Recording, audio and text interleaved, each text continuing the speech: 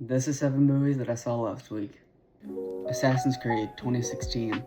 You know it's bad if Michael Fassbender and Marion Cotillard couldn't save it.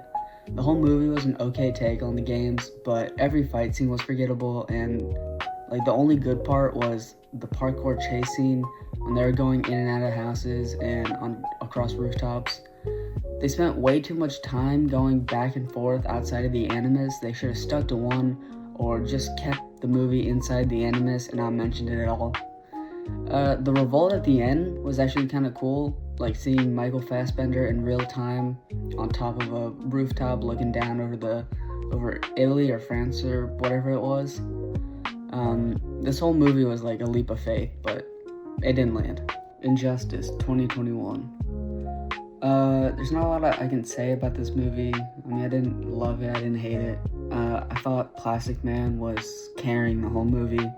Is the only good part about this movie. In the end, when he blows up, I don't even remember who it was. That's how iffy this movie is. But it's not bad. The comics are way better.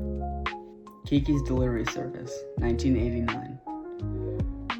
This is by far the greatest Studio Ghibli movie I've ever seen. It's my number one Studio Ghibli movie, and it's top 4 on my letterbox. I'm a sucker for those kinds of movies when nothing really bad happens. Just kind of slice of life, you know. She does her thing. She gets upset. She does her work. She makes friends along the way. Osano was a great character. Her mom was a great character. No one was really evil in that movie except for that one girl who got a cake from her grandma, and she was like, grandma made me a cake again? Like, she made you a cake, man. Accept it. She loves you. She's the only one that kind of made me angry.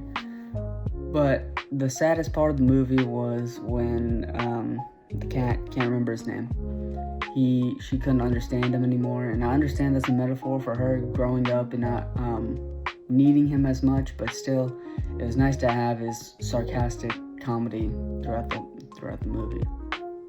Enter the Dragon, 1973. Bruce Lee's most famous film, and rightly so. It was really good. The plot, I think, with a lot of these kinds of movies from the 70s, especially martial arts movies, they don't really have a strong plot. They just, one day he gets invited to an island to compete in a tournament. They don't really explain why he was working with the government. It just was a thing that he was working with the government, but it seems like he did his job, and I'm sad they killed off William so early. He definitely could have made it to the end. I don't think his death was necessary. It's more of a shock factor kind of thing. And Bruce Lee was badass in the whole movie. His outfit's just the black sweatpants with the scratch marks on his stomach, on his face, on his arm was so tough. His yellow gi, I actually don't think he wore that in the movie, but that's an iconic look of his, and he just looked amazing. He was shredded. He was the only one there that actually looked like he could win a tournament. You know what I mean? A martial arts tournament. Except for that Rook, I think it was his name, maybe not, but beefed up guy. He could have taken him, maybe. But it was a good movie, and it was a generational, it set standards for these kinds of movies for generations. The Secret World of Arrietty, 2010. I gotta admit, this is the first one that I watched I had to split it up into 2 parts. Not that it was bad or anything, it just got a little stale in the middle. I like the idea of human, tiny people living amongst big people. The love interest, the guy, he had an incredible heart. Well, actually in the movie, his heart was actually really bad, but you know what I mean. He was incredibly warm and charming and soft to the borrowers, and I love that he gave them a better kitchen and kind of freaked them out. But the cast was amazing too. Amy Poehler was in it, and I think Tom Holland was the guy with the heart condition. This is the first movie that I had seen that was actually had a villain in it, which was The Maid. And Oh my god, she looked terrible. She looked like a villain. So they know how to make a villain look like a villain. But other than that, it was a nice vibe. The cat was adorable. He was like angry at her at first, and then he was ultimately the one that helped her escape from someone. Or yeah, she found her at the end when she was escaping with her family, and then alerted the guy to come help her. But still, an amazing movie. I highly recommend. I do think though that the family shouldn't have moved away. I think the guy and them were chilling out, that they could have either stayed in the same place or stayed nearby so that they could still interact. The Cat Returns, 2002. The main character, Haru, goes from a shy schoolgirl to realizing her self-worth when she escapes the King's Tower. It's just an amazing message to send to any little kid going through tough times in their social life, knowing that they can be more.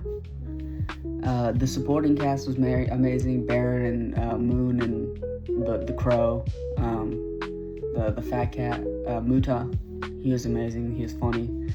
I love the reveal that the prince was actually the cat that Haru saves from getting ran over in the beginning, and then Yuki being the kitten that Haru gave her fish crackers to when she was a little girl. Overall, just a fantastic movie. Just insanely positive vibes the whole time.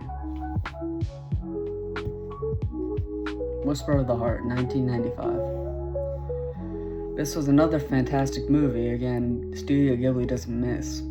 This was the prequel to The Cat Returns, and it was just as amazing, if not better. Every character in that movie was amazing too. I love the relationship between Suzuku and her love interest, who I can't remember the name of. But I love the violin scene when the older gents come down and they start singing with them, and it's so empowering. Every time I watch it, it's insanely validating for someone who has like something they're really proud of or something they like to do and they don't think they're good enough. One of the things that I like that I guess kind of went under the radar was the grandfather clock that the old guy was repairing in his shop with Baron in it. By the way, Baron is the statue there. But the grandfather clock had an engraving that said Porco Rosso, which is another Ghibli movie. And then back at Suzuki's desk, she had a little keychain floating, I think hanging off her lamp or something, and it was a little witch on a broom, which is a Kiki's Delivery Service reference, I assume. But again, just an insanely good movie. It's no complaints there. Even all the characters in that movie were just as good as Kiki's, I think.